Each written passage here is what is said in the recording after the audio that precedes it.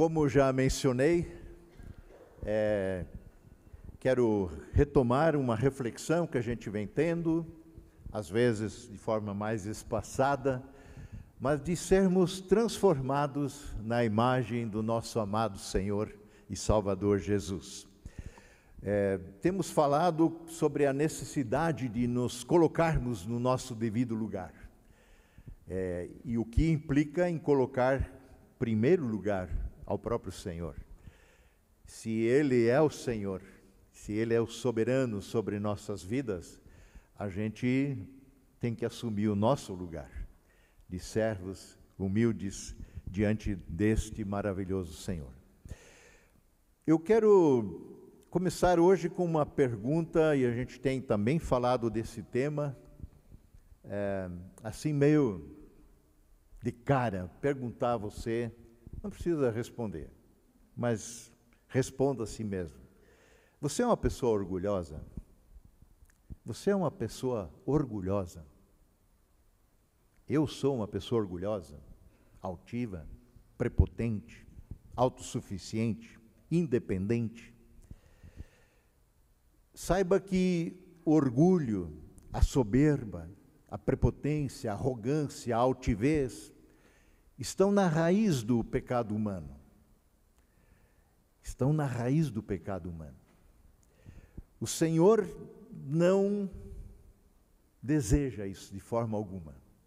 Isto é, sim, para o nosso mal. Na verdade, nós temos muitas referências bíblicas onde a gente percebe que Deus investe seriamente contra tal postura.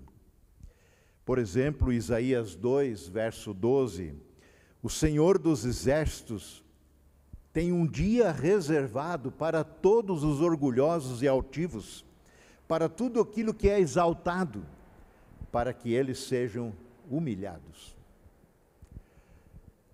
O orgulhoso não pode subsistir na presença de Deus. É incompatível, não funciona. Ele se coloca numa condição completamente contrária para a qual Deus nos criou, como seus adoradores.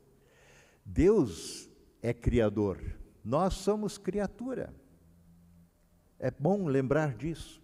Deus é o Senhor, nós somos servos. Ele é o Deus eterno, todo-poderoso, nós, seus adoradores. Não é sem motivo que Satanás foi expulso da presença do Deus Todo-Poderoso, porque ele ousou querer ser igual ou se colocar acima do Senhor. E essa sua postura foi também que o leva, e com a mesma fazição de cabeça para cima de Adão e Eva, de onde se origina o pecado primeiro, que nos contamina a todos até os dias de hoje. Porque só Ele é Deus, não há outro. Essa é uma afirmação que é recorrente nas Escrituras. O Senhor mesmo nos convida também nesta manhã, segundo o Salmo 46, verso 10, aquiete-se e saibam que eu sou Deus. Serei honrado entre todas as nações, serei honrado até o final do mundo, o mundo inteiro. Aquiete-se e saiba, constate, perceba que eu sou Deus. Dirigindo-se ao seu povo, Deus Ele tem algumas palavras, como eu já falei, e eu quero citar mais uma. Em Isaías 43, ele declara: você é minha testemunha, ó Israel, diz o Senhor, você é meu servo, você foi escolhido por mim, para me conhecer, em primeiro lugar, porque Deus se revela, é aí que ficamos sabendo quem Ele é. Você foi escolhido para crer em mim, para confiar em mim. Você foi escolhido para entender, compreender, saber que somente eu sou Deus. Não há outro Deus, nunca houve e nunca haverá. E aí ele diz: somente eu sou o Senhor. Não há outro Salvador. Não há outro Salvador. Como arrogante subsistiria diante deste Deus?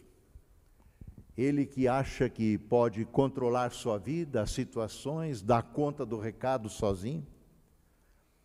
Por isso a arrogância das pessoas será abatida, como a gente já leu. O orgulhoso será humilhado. Somente o Senhor será exaltado, Isaías 2, a gente já leu, naquele dia. E os ídolos desaparecerão por completo, diz ele. Por isso, cada um deve colocar-se no seu devido lugar. E diante do Senhor, nosso lugar é prostrado.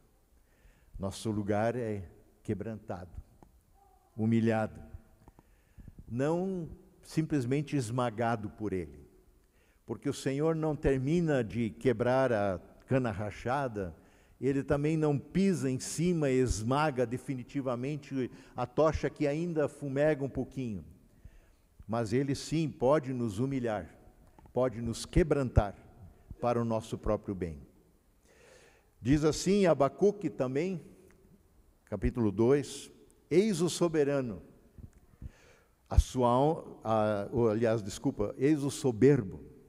eis o soberbo, a sua alma não é reta dentro dele, mas o justo viverá pela fé. O justo viverá pela fé. Não pelo que ele pensa, não pelo que ele acha que pode, mas na dependência do Senhor.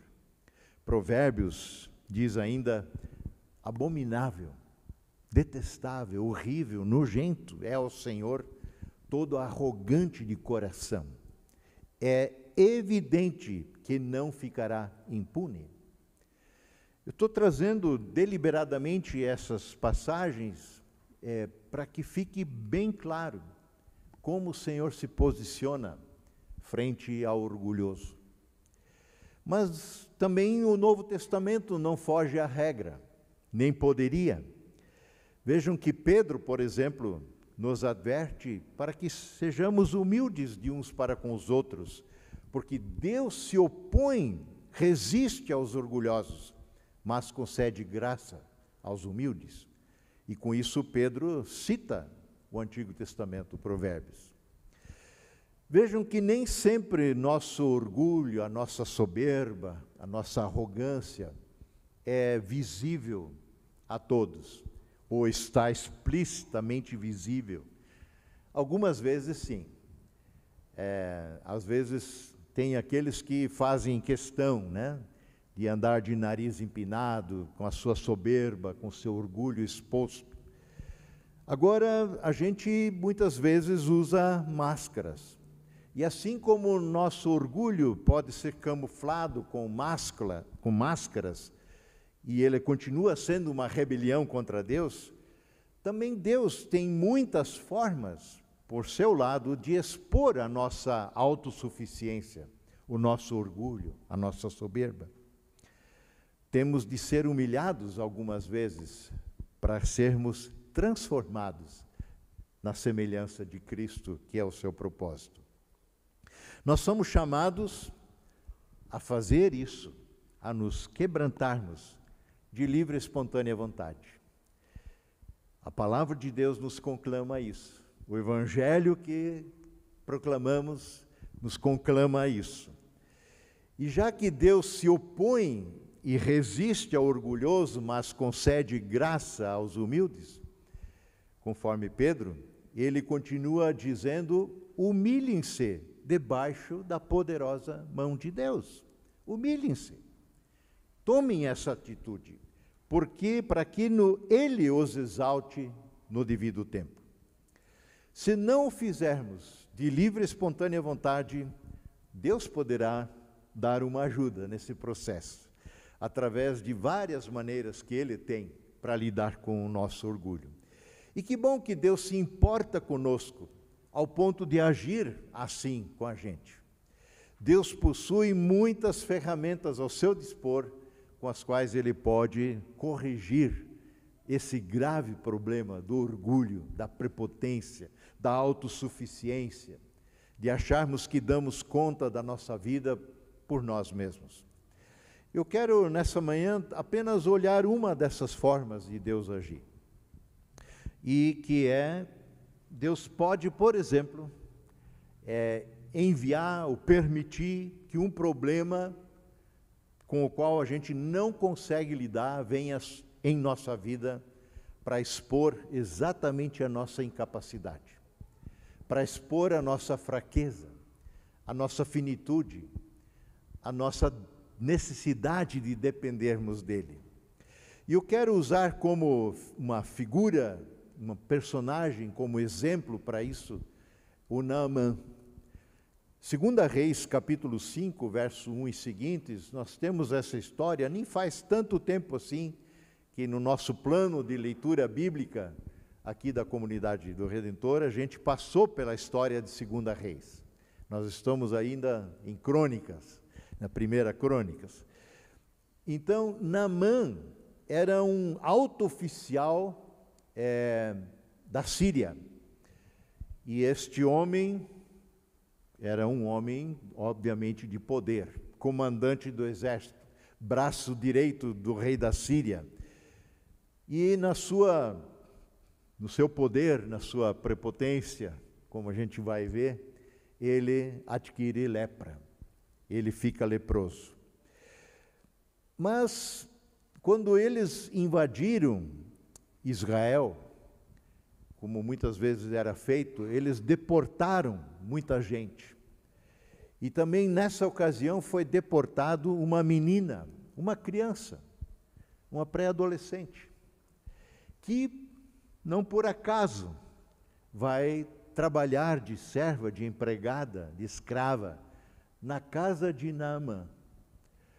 E ela, sabendo da condição do seu senhor Naamã, deste general, agora com lepra, ela comenta com a sua patroa e diz: olha, se Naamã pelo menos aceitasse esse conselho de que em Israel há profeta de Deus, há um homem de Deus, e fosse procurá-lo, ele poderia ser curado. E essa informação é passada a Naamã. Então, Naamã é, por assim dizer, apresentado ou se aponta para Eliseu, este profeta de Deus que atua naquele tempo. E aí no verso 5 do capítulo 5 diz que Naamã, sabendo disso, decide ir até Israel. E ele pede autorização para o seu rei, o rei da Síria, que autoriza. E mais do que isso, verso 5 diz que o rei da Síria respondeu ao pedido de Naamã: vá, e eu lhe darei uma carta que você entregará ao rei de Israel, uma carta de apresentação, uma carta que de alguma forma faça com que as coisas aconteçam e você seja curado. Então Naamã partiu, levando consigo 350 quilos de prata, 72 quilos de ouro e 10 mudas de roupas finíssimas. E uma comitiva que vai com ele, oficiais, carros, para levar tudo isso, animais. E depois de passar pela capital, obviamente, Samaria, entregar a carta do rei da Síria ao rei de Israel, este ficou muito indignado com esta carta e dizendo: poxa, por acaso esse cara não está querendo procurar briga comigo, porque o que ele está achando? Que eu sou Deus? Que eu decido sobre vida e morte? Eu tenho por acaso capacidade para curar esse homem da lepra? Ele está procurando encrenca. Eliseu, ficando sabendo dessa condição de que Naamã estava lá, e disse: manda esse homem para mim, e ele vai saber que há profeta em Israel. E assim, finalmente, Naamã acaba diante da casa de Eliseu. Naamã, contudo, não encontra a recepção que ele esperava. Ele, para o homem dessa sua posição, com toda a sua comitiva, com toda aquela bagagem de riqueza como pagamento pela cura que ele deveria ou poderia receber. Ele chega na casa de Eliseu, Eliseu nem sai de casa. Envia Geazi, o seu servo, seu mensageiro, com um recado simples para Naamã. E diz para ele: vá e lave-se 7 vezes no rio Jordão. Sua pele será restaurada e você ficará curado, purificado. Simples assim. Talvez simples demais. A gente é um pouco avesso às coisas que são simples demais. Nós temos até um pouco de dificuldade, muitas vezes, com esse evangelho da graça, da salvação por graça e fé somente. Porque nós muito queremos fazer alguma coisa para merecer, ter o mérito, e que Deus tenha que fazer Deus comer da nossa mão. Só isso. Nenhum ritual, nenhum passe de mágica, nada. Vá se lavar 7 vezes no rio Jordão. Naamã ficou muito indignado com isso. Vejam o verso 11 e 12, eu leio para nós. Naamã ficou indignado, bravo, e disse: bom, eu imaginei que ele sairia para me receber, afinal, eu sou o general maior do exército da Síria. Afinal, eu sou um homem de alta posição. Eu vim com uma carta de recomendação do próprio rei da Síria, que domina sobre a área. Eu esperava que ele saísse para me receber. E esperava que ele movesse as mãos sobre a lepra, invocasse o nome do Senhor e Deus me curasse. Não são os rios de Abana e Farfar, lá em Damasco, capital da Síria, melhores que qualquer rio aqui de Israel? Será que eu não poderia me lavar em um dos rios lá da Síria e ser curado? E Naamã deu meia volta e partiu furioso. Por que Naamã ficou indignado e furioso com essa simples recomendação de Eliseu? Porque o seu orgulho foi desmascarado. Exatamente isso. A sua prepotência, sua autossuficiência, ele que gosta de estar no controle das coisas, seu orgulho foi desmascarado. Naamã queria uma transformação, sim. Naamã queria uma cura, sim. Mas segundo as suas próprias condições. Ele queria dar as condições, como isso deveria acontecer. Ele queria escolher como a mensagem deveria ser entregue por Eliseu. Eliseu deveria sair, recebê-lo, impor as mãos, orar a Deus e a cura ser realizada. Ele queria escolher em que rio se banhar. Por que não os rios da Síria? São melhores do que esse Jordão. Naamã estava infectado por algo muito mais grave do que uma simples lepra. Seu coração estava envenenado pela arrogância, pela prepotência, pela autossuficiência. São os seus próprios servos que o acompanham nessa viagem, que procuram aconselhá-lo e demovê-lo da ideia de ir embora, e recomendam que ele atenda aquilo que Eliseu lhe falou. Vejam o verso 13. Mas os seus oficiais tentaram convencê-lo, dizendo: meu senhor, se o profeta tivesse pedido para você fazer algo muito difícil, o senhor não teria feito? É claro. Por quê? Porque aí, de novo, eu volto a ter o controle. É algo, pode ser difícil e a gente faz, porque estou no controle. eu mando, eu determino a agenda. Você não faria? Faria. Por certo, o Senhor deve obedecer à instrução do profeta, porque ele disse apenas: vá, lave-se e será curado. Só isso. Por que não obedecer? Aliás, aqui temos uma palavrinha que atravessa, que não desce redondo na goela de qualquer orgulhoso: obediência. Nós propomos que o Senhor obedeça. O Senhor deve obedecer à instrução dele. O orgulho e obediência não convivem. O orgulhoso detesta obedecer.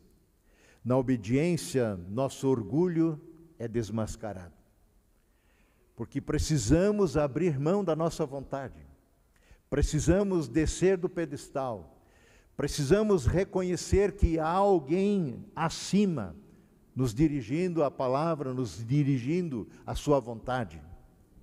Ainda bem, Naamã finalmente humilha-se a si mesmo, vai ao Jordão e procura a transformação à maneira de Deus. Ele permite que o seu coração comece a ser trabalhado, quebrantado pelo Senhor. Por que será que ele foi ordenado mergulhar 7 vezes no Rio Jordão? Deus não poderia curá-lo com um mergulho só? É claro. Deus não poderia curá-lo sem mergulho algum? Poderia, com toda certeza. Mas Deus não faz mágicas. E Deus tem um interesse maior, sempre muito maior do que apenas a nossa felicidade momentânea, uma cura, uma solução para um problema, diante de um problema com o qual nós não conseguimos lidar. Deus queria muito mais do que curá-lo, queria transformar o seu coração. E assim nós vemos também Jesus, sempre interessado na pessoa como um todo. Muitas vezes Jesus respondia ao clamor de uma cura, dizendo: vá em paz, a tua fé te salvou. Assim, Naamã é convidado a persistir no plano de Deus e não no dele. E ele vai ao rio, um mergulho e nada.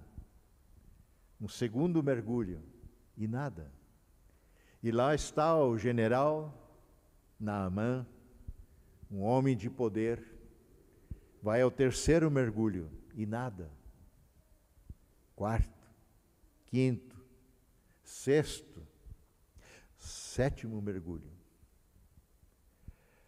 O quebrantamento nem sempre é instantâneo. É uma caminhada de sujeição. É persistir num caminho. É persistir nessa entrega constante e diária, de sujeição à soberana e perfeita vontade daquele que é Senhor e Salvador de nossas vidas. A sua maior necessidade, a de Naamã e a nossa, não era ser curado da lepra, mas ser liberto do desejo de controlar a vida, de viver segundo a sua maneira. Lembram aqui quando falamos sobre aquela palavra de Jesus: vinde a mim todos que estáis cansados e sobrecarregados, e eu vos aliviarei. Tomem sobre vocês o meu jugo e aprendam de mim, porque eu sou manso e humilde de coração. E o meu jugo é suave, o meu fardo é leve, e eu darei descanso a vocês. Falamos naquela ocasião, tomar o jugo de Cristo sobre nós é nos sujeitarmos ao seu senhorio, é andar debaixo da sua vontade, é não trilharmos o nosso próprio caminho, é parar de tentar controlar a vida, fazê-la funcionar à nossa maneira. Ao sair do Jordão, não somente a carne de Naamã estava restaurada, tal qual uma pele de bebê recém-nascido, mas o seu coração estava transformado. E é isso que importa diante do Senhor. Repare na resposta que Naamã dá a Eliseu depois da sua cura. Ele volta com a sua comitiva lá na casa de Eliseu, onde morava o homem de Deus, como ele era chamado. E ao chegar diante de Eliseu, Naamã diz para ele o seguinte, vejam só, verso 15, 2 Reis 5. Agora eu sei, não acho, agora não é só de ouvir falar, agora não é só uma percepção, agora eu sei, agora eu constatei, agora eu tenho certeza que no mundo inteiro não há Deus senão em Israel. Por favor, olhe a linguagem dele. Ele não vem mais com aquela prepotência toda, afinal ele tem muito ouro, prata, riquezas para oferecer, ele vem com uma comitiva, ele vem com uma carta de recomendação do próprio rei da Síria. Por favor, aceite um presente de seu servo. Por favor, Eliseu, aceite um presente de seu servo. Naamã se coloca aqui como servo de Eliseu, ou do Deus a quem Eliseu serve. Naamã muda o seu discurso, aquelas coisas todas que ele traz, toda aquela riqueza, não são poder de barganha. Ele pede, você não aceitaria um presente? É uma expressão de gratidão, é uma oferta que é resposta que Naamã oferece. Ele não está querendo comprar favores de Deus, mas ele quer responder a que ele foi agraciado. Adoração e gratidão fazem parte agora da vida de Naamã. Este grande general, que chega de nariz empinado, sai como servo, como adorador do Deus vivo e cheio de gratidão. De que maneira nós chegamos à presença de Deus? Com nossas agendas, com nossas demandas, com nossas exigências, mesmo buscando a Deus, muitas vezes queremos domesticar Deus, não é? Nós queremos dizer a Ele o que Ele deve fazer, quando e como.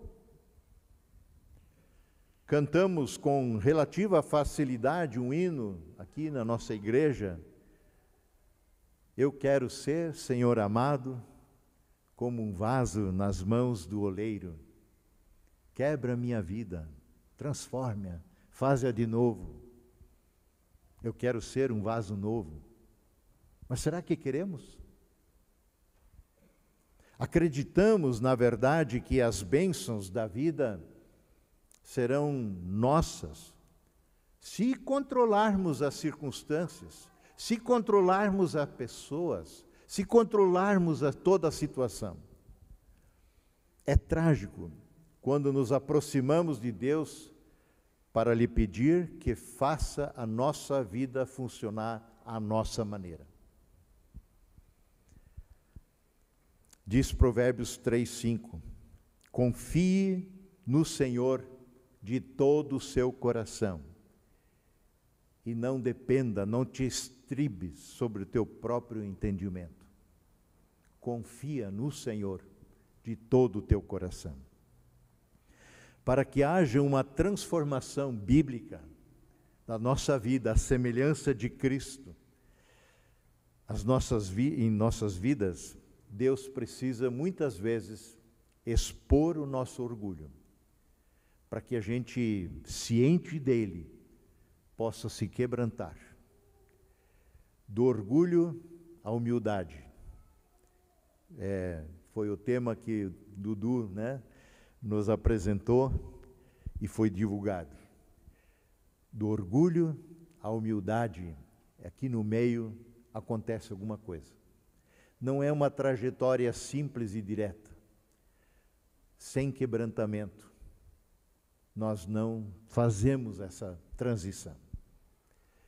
Sem que a gente se humilhe na presença do Deus vivo e eterno. Sem que rendamos a nossa vida ao senhorio de Cristo, nós seguiremos controlando a nossa vida. Como eu disse no início, na maioria das vezes o nosso orgulho está escondido, camuflado em nós. Que sejamos sensíveis ao agir de Deus através dos problemas, circunstâncias da vida que Ele permite. Eles podem sim expor a nossa incapacidade de controlar tudo o tempo todo e fazer a nossa vida funcionar à nossa maneira. Perceba isso. Aproveite esses momentos que Deus permite na sua vida. Assim o Senhor expõe o nosso orgulho, expõe a nossa soberba, expõe a nossa autossuficiência. Pedro diz, eu repito, portanto, humilhem-se debaixo da poderosa mão de Deus, para que Ele, no tempo de vida, vos exalte. Sem quebrantamento, sem humildade, não haverá transformação bíblica. Não haverá transformação aos moldes que o Senhor deseja trabalhar em nós. Deus deseja sim a nossa santificação. Deus deseja sim a nossa maturidade à semelhança de Jesus. E Ele investe todo o possível para que isso ocorra. Precisamos deixar que Ele opere em nós. Precisamos permitir que o Senhor muitas vezes nos quebrante. E meu convite também nessa manhã, não resista ao agir de Deus. Não endureça seu coração. Muito pelo contrário. Não deixa para depois, aqui mesmo e agora. Quem sabe é hora de se dobrar diante dele. Feche os seus olhos, diga isso a Ele: Senhor, me perdoe por esse meu desejo de controlar a minha vida o tempo todo. Ajuda-me, Senhor, a andar em humildade diante de Ti, a ser um servo, como Teu Filho foi. Este a quem somos chamados a ser semelhantes e somos transformados pelo agir de Deus quando o permitimos em nossa vida. Ele deixou a glória, se fez semelhante a nós, foi obediente até a morte e morte de cruz. Deus o exaltou acima de todo o nome, para que ao seu nome se dobre todo o joelho. Isso é obra de Deus. Assim também conosco. Amém. Amém.